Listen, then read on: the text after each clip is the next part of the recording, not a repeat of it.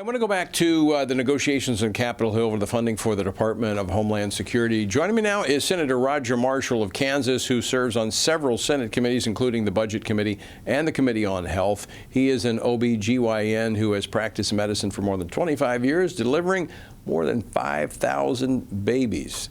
Dr. Marshall, welcome back to Washington Watch. Good to see you.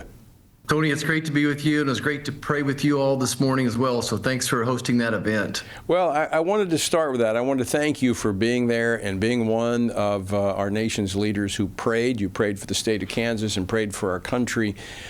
You know, I'm just encouraged, and I know folks that tuned in and watched that are encouraged by the fact that we've got leaders who recognize there are things beyond our reach, and we need God to intervene.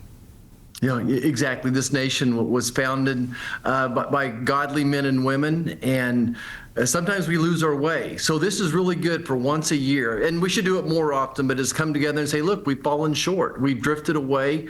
And much like the stories of the Old Testament, the people of Israel constantly drifting away from God, stopping and recognizing their sins and asking forgiveness. So this is, to me, this is a day for us to ask forgiveness, but then to go on and praise God and ask for his blessings going forward. Well, and we need his help going forward, especially right now. Congress has a very short runway to reach a bipartisan agreement to avoid another funding lapse that will affect TSA, Coast Guard, FEMA. What have you been hearing? Is that going to happen? Well, Tony, this has, of course, now become a political issue for the Democrats. They are the defund the police party.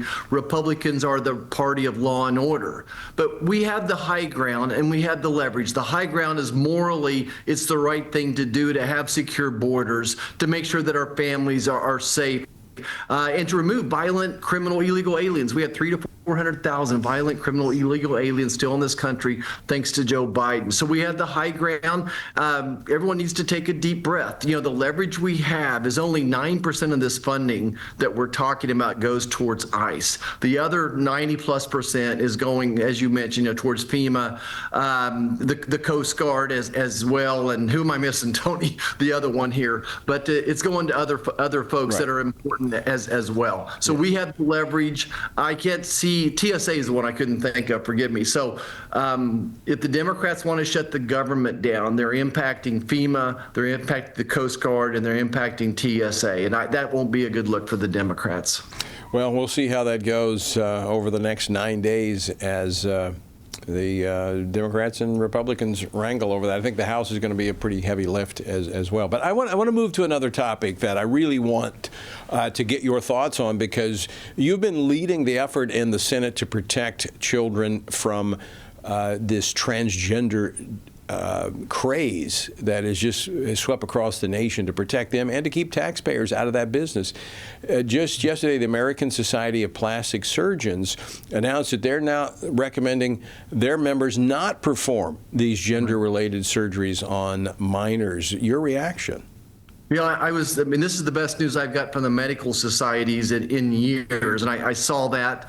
So I'm grateful to the plastic surgeons. They're the ones that would do this. So for that college to condemn it, it'll speak volumes, and I hope the AMA and other folks will follow. Look, this is child abuse. To do this type of surgery on a minor is absolutely child abuse. I think it's child abuse to let a minor get a tattoo because they don't know what they want the rest of their life. At least when they get an earring, you can take it out.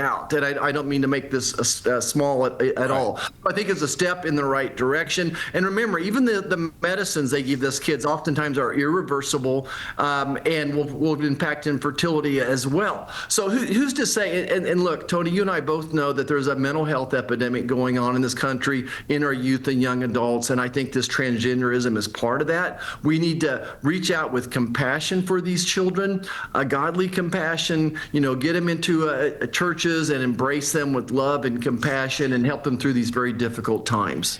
Senator, would it be fair to say that had the election not gone the way it did, when the Biden administration was pushing this agenda so heavily, that we may not have seen this decision from this medical association? I mean, I think this is an example of how elections have consequences.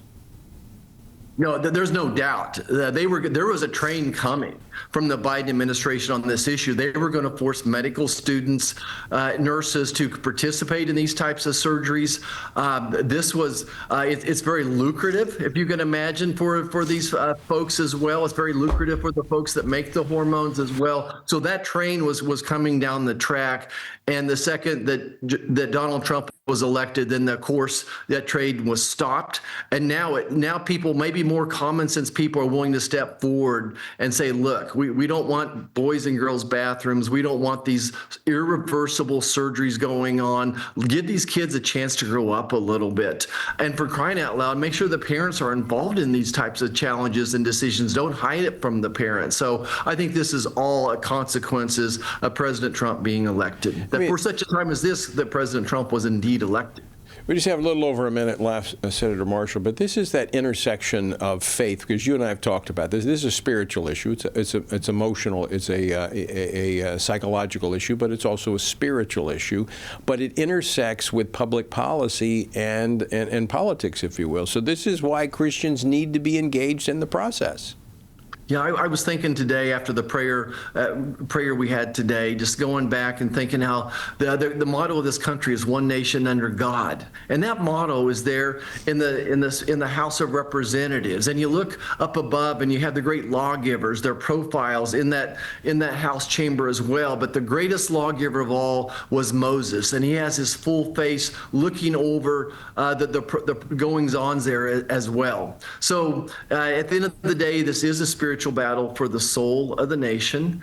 And above all, that's what we want to protect. We want to protect our religious freedoms and protect our right to worship God as we see fit. And that would include parents being able to protect their children from these heinous procedures. Senator Roger Marshall, always great to see you, my friend. Thanks so much for joining us. Thank you, Tony.